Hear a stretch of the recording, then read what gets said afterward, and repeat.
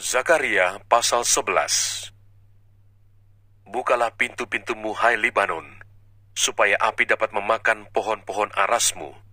Merataplah, hai pohon sanobar, sebab sudah rebah pohon aras, dan sudah dirusakkan pohon-pohon yang hebat. Merataplah, hai pohon-pohon tarbantin Basan, sebab telah rata hutan yang lebat itu. Dengar, para gembala meratap, sebab kemegahan mereka sudah dirusakkan. Dengar, singa-singa mengaum, sebab sudah dirusakkan kebanggaan sungai Yordan. Dua macam gembala. Beginilah firman Tuhan Allahku kepadaku, gembalakanlah domba-domba sembelihan itu. Orang-orang yang membelinya, menyembelihnya dengan tidak merasa bersalah, dan orang-orang yang menjualnya berkata, terpujilah Tuhan, aku telah menjadi kaya, dan orang-orang yang menggembalakannya tidak mengasihaninya. Sebab aku tidak lagi akan mengasihani penduduk bumi, demikianlah firman Tuhan. Melainkan sesungguhnya, aku akan menyerahkan manusia masing-masing ke dalam tangan gembalanya dan ke dalam tangan rajanya. Mereka ini akan menghancurkan bumi, dan aku tidak akan melepaskan seorang pun dari tangan mereka. Maka aku menggembalakan domba-domba sembelihan itu untuk pedagang-pedagang domba. Aku mengambil 2 tongkat, yang satu kusebutkan kemurahan, dan yang lain kusebutkan ikatan. Lalu aku menggembalakan domba-domba itu. Dalam 1 bulan aku melenyapkan ketiga gembala itu. Kemudian aku tidak dapat menahan hati lagi terhadap domba-domba itu, dan mereka pun merasa muak terhadap aku. Lalu aku berkata, aku tidak mau lagi menggembalakan kamu. Yang hendak mati, biarlah mati. Yang hendak lenyap, biarlah lenyap. Dan yang masih tinggal itu, biarlah masing-masing memakan daging temannya. Aku mengambil tongkatku, kemurahan, lalu mematahkannya untuk membatalkan perjanjian yang telah kuikat dengan segala bangsa. Jadi dibatalkanlah perjanjian pada hari itu. Maka tahulah pedagang-pedagang domba yang sedang mengamat-amati aku, bahwa itu adalah firman Tuhan. Lalu aku berkata kepada mereka, jika itu kamu anggap baik, berikanlah upahku. Dan jika tidak, biarkanlah. Maka mereka membayar upahku dengan menimbang 30 uang perak. Tetapi berfirmanlah Tuhan kepadaku, serahkanlah itu kepada penuang logam, nilai tinggi yang ditaksir mereka bagiku. Lalu aku mengambil ke-30 uang perak itu dan menyerahkannya kepada penuang logam di rumah Tuhan.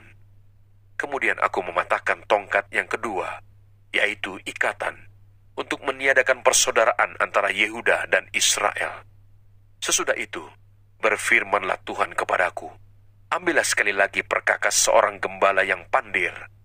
Sebab sesungguhnya, aku akan membangkitkan di negeri ini seorang gembala, yang tidak mengindahkan yang lenyap, yang tidak mencari yang hilang, yang tidak menyembuhkan yang luka, yang tidak memelihara yang sehat, melainkan memakan daging dari yang gemuk, dan mencabut kuku mereka. Celakalah gembalaku yang pandir, yang meninggalkan domba-domba. Biarlah pedang menimpa lengannya dan menimpa mata kanannya. Biarlah lengannya kering sekering-keringnya dan mata kanannya menjadi pudar sepudar-pudarnya.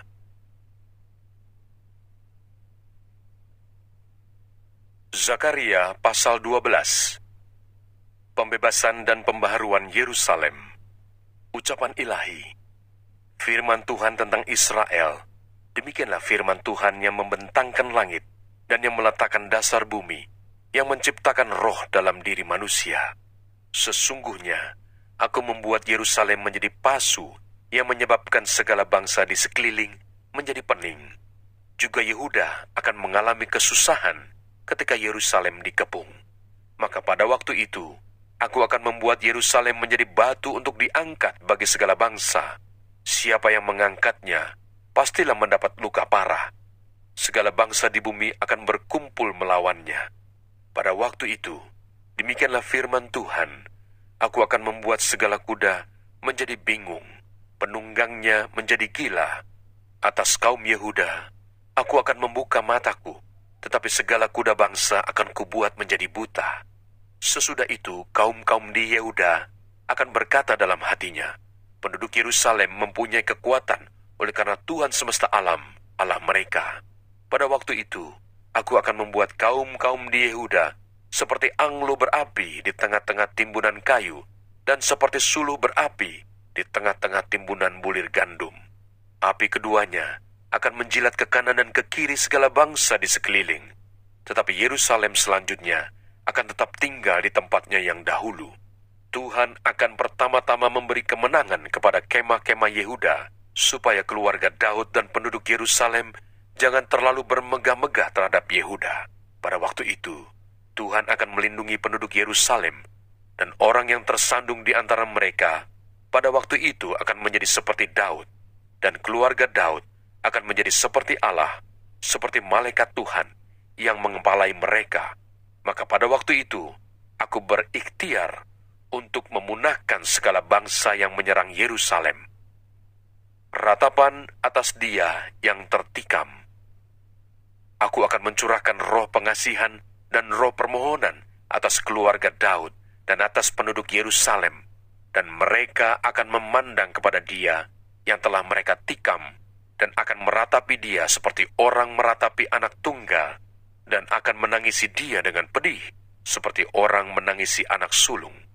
Pada waktu itu, ratapan di Yerusalem akan sama besarnya dengan ratapan atas Hadad Rimon di lembah Megido. Negeri itu akan meratap, setiap kaum keluarga tersendiri, kaum keluarga keturunan Daud tersendiri, dan istri mereka tersendiri, kaum keluarga keturunan Natan tersendiri, dan istri mereka tersendiri, kaum keluarga keturunan Lewi tersendiri, dan istri mereka tersendiri, kaum keluarga Simei tersendiri, dan istri mereka tersendiri, juga segala kaum keluarga yang masih tinggal, setiap kaum keluarga tersendiri, dan istri mereka tersendiri. Zakaria pasal 13. Penyingkiran berhala dan nabi palsu. Pada waktu itu akan terbuka suatu sumber bagi keluarga Daud dan bagi penduduk Yerusalem untuk membasuh dosa dan kecemaran. Maka pada waktu itu, demikianlah firman Tuhan semesta alam. Aku akan melenyapkan nama-nama berhala dari negeri itu, sehingga orang tidak menyebutnya lagi. Juga para nabi dan roh najis akan kusingkirkan dari negeri itu. Dan apabila seseorang masih tampil sebagai nabi, maka ayahnya dan ibunya yang telah memperanakan dia akan berkata kepadanya, "Janganlah engkau hidup lagi, sebab yang kau katakan demi nama Tuhan itu adalah dusta." Lalu ayahnya dan ibunya yang telah memperanakan dia akan menikam dia pada waktu ia bernubuat. Pada waktu itu, para nabi masing-masing akan mendapat malu oleh karena penglihatannya sebagai nabi, dan tidak ada lagi dari mereka yang mengenakan jubah berbulu untuk berbohong. Tetapi masing-masing akan berkata, "Aku ini bukan seorang nabi, melainkan seorang pengusaha tanah, sebab tanah adalah harta kepunyaanku sejak kecil."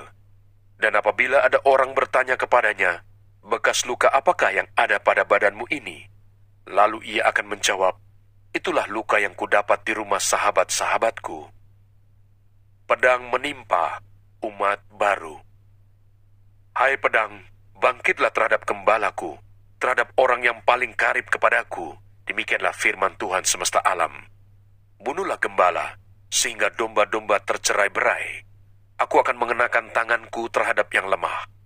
Maka di seluruh negeri, demikianlah firman Tuhan, 2/3 daripadanya akan dilenyapkan, mati binasa, tetapi 1/3 daripadanya akan tinggal hidup.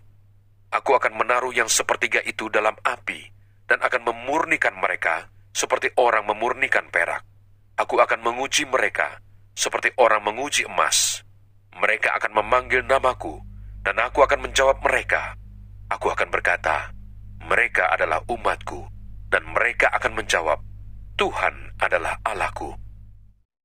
Jangan lupa subscribe, nyalakan loncengnya, like, dan share.